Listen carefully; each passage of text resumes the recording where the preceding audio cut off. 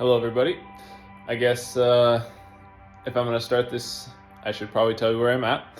So this is my RX7 that I've been building for the last 3 years. And after getting it all going and trying to break in the motor and get some tuning, something went wrong and now I have low compression. So I will be starting this series from basically point one again. I will be pulling the motor and shipping it out to my good friend John, who is out in Michigan. He used to live here in Washington with me, and he's who built my motor the first time. And I do not have any doubts or capabilities here. All his motors he's put out has been great. I'm going to call it personal fault at something I built because this is the first motor that I have put together completely on my own. It has been an adventure, and I am going to try and bring you through everything that I've done so far, as well as, I guess, follow the journey as me pulling it out, fixing it again, and getting this whole thing back together.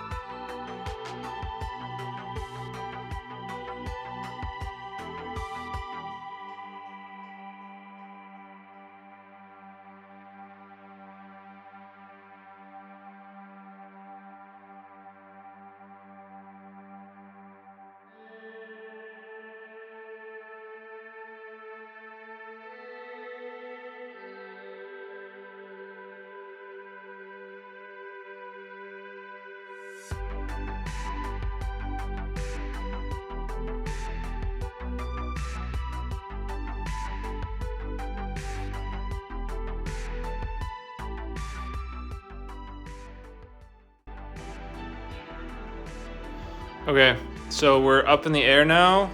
I got the front bumper off, just so it makes it easier reaching over and not having to hit it all the time.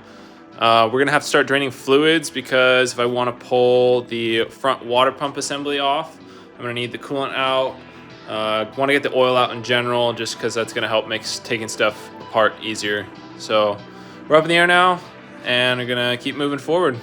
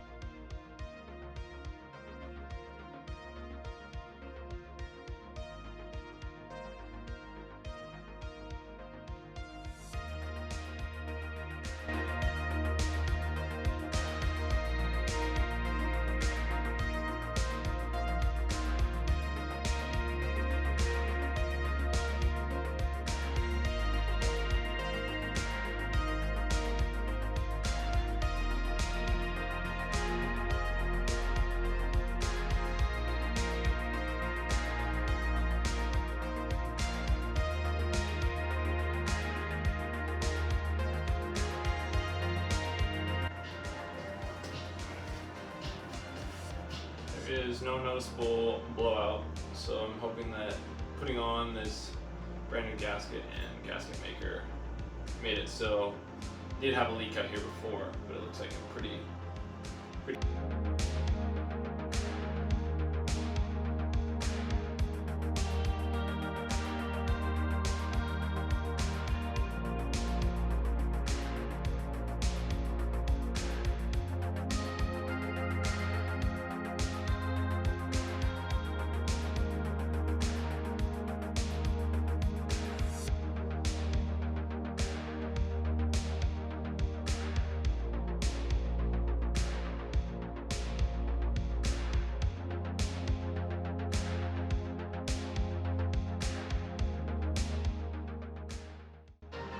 good sign. Looks like no metal in the oil.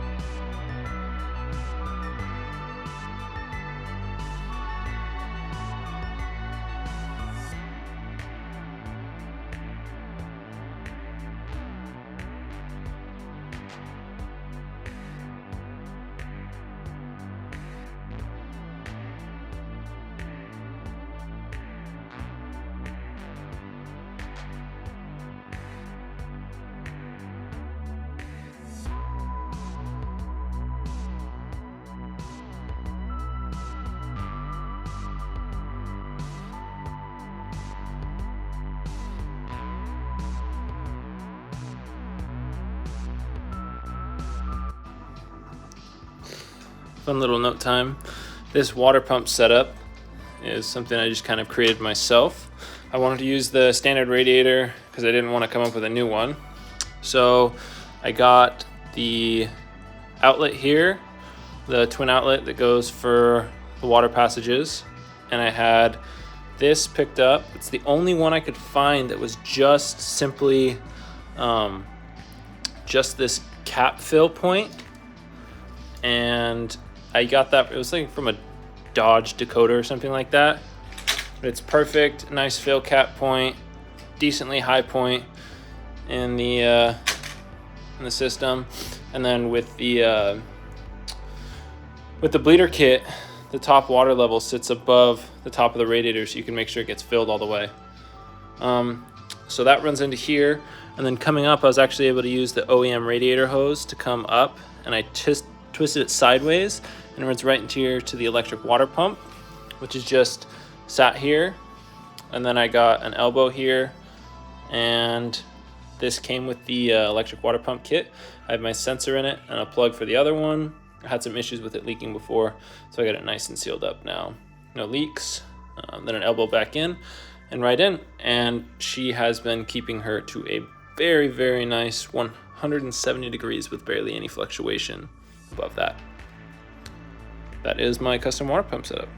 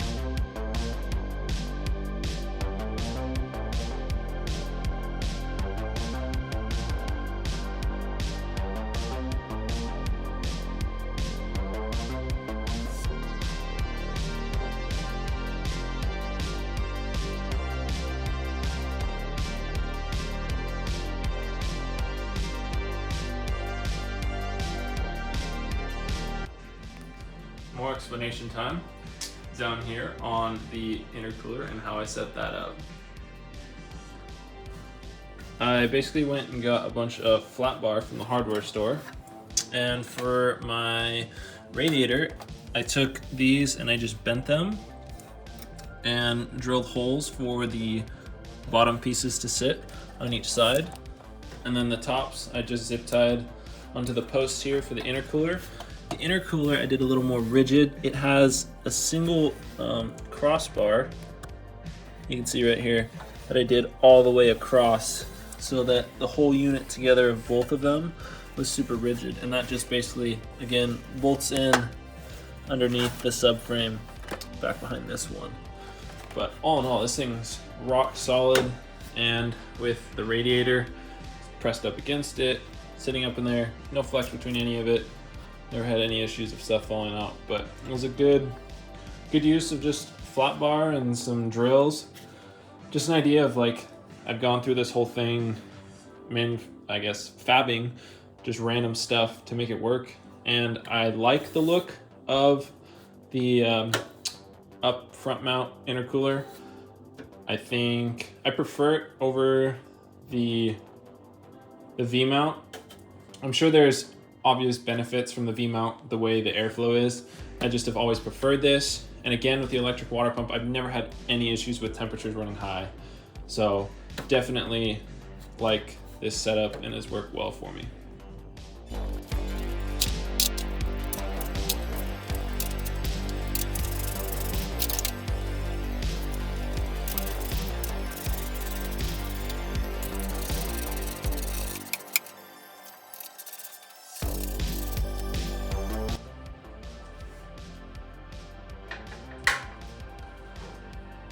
Also, when picking this out, I had to keep in mind that this distance between my two headlight brackets and the actual subframe shrinks, which is why I chose something with a slanted mount like this. So when it sits down there, it doesn't rest on my subframe, and it still fits nicely on my bracket and is held in place.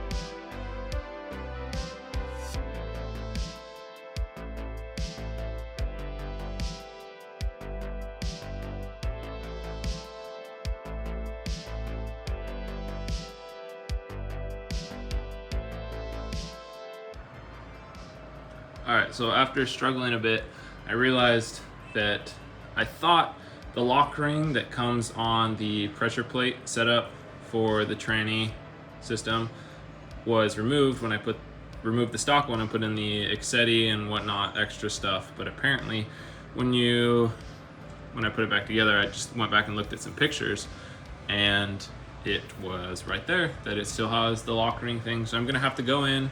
There's a view plate on this side of the transmission that I have to take out the 2 screws for.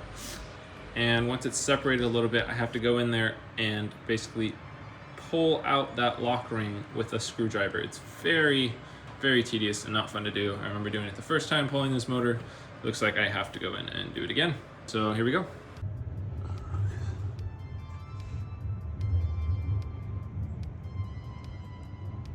That little clip in there, right in the middle, that has like the slots in it. I think I have to push it in. I thought it was pull it out, but I think I have to push it in to get this whole thing to release. So we'll see how that goes. Okay, so now as you can see, it looks a little bit different if it'll focus up in there. The ring is now flush up inside there, and despite everything on the internet saying don't use force, it was end up that I was pushing up. I never actually had to twist my screwdriver to pry, but it was more of like a pulling it this way to push it up. And I did have to use a bit of force, probably because my snap ring was newer. I've only put a little bit of wear on this setup, so maybe it was because it was so new, it was really grippy. But yeah, I didn't have to pry so much as just get my screwdriver tip in that gap and just pull down to push that ring up and around. Very awkward to be down there. It is this very tiny space right in here, laying down. I hate being on my back. I'm glad we're back to it. Hopefully this is gonna be a quick pull now because everything's already loose. So we're just gonna try and pull her out and up, and I'll set you back up top and see how it goes.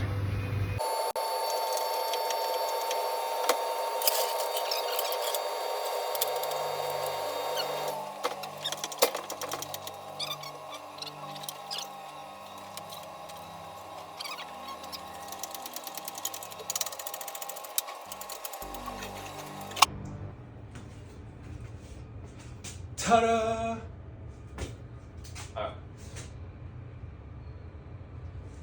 So I'm gonna try and let's see if I can swing this around and show you what that last bit of hassle was. So, get you pulled up right here.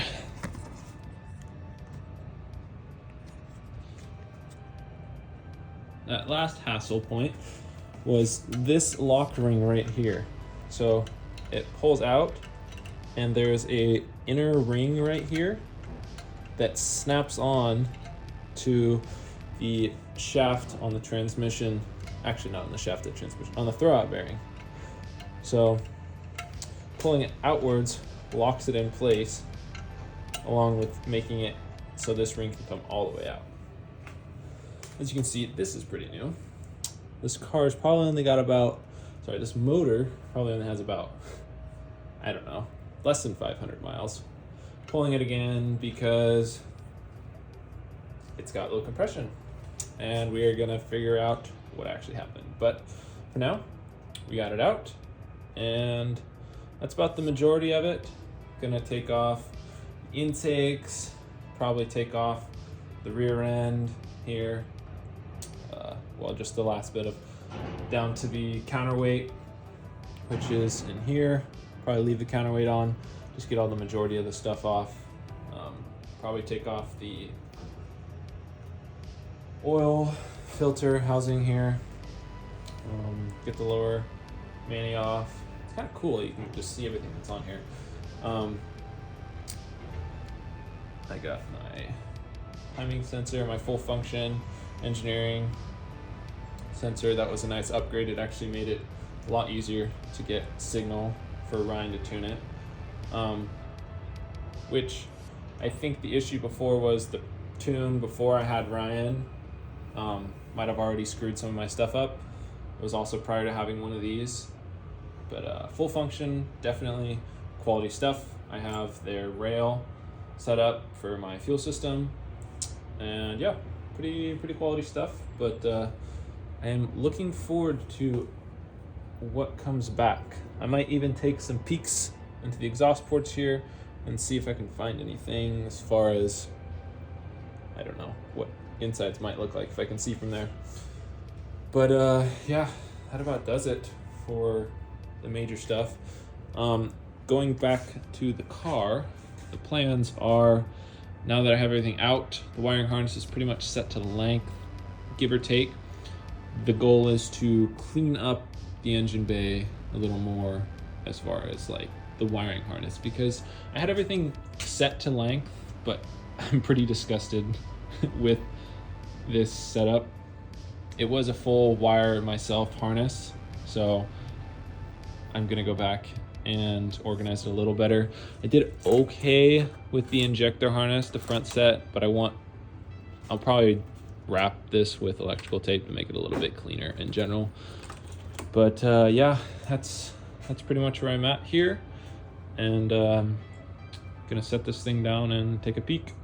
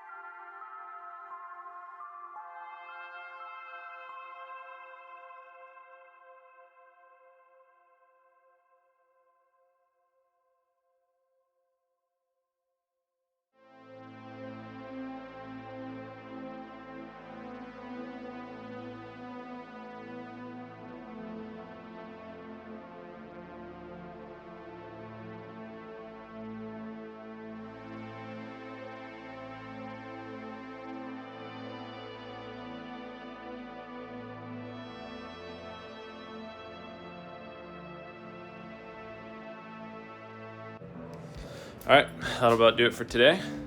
Got the car rolled back in the garage, lowered, shell cleaned out. We got the motor here all stripped down. So gonna go out to the yard, grab the hood, go out. It's been sitting out there, out the way. Put that back on top, cover it up, and get ready to get this thing on a pallet and shipped out.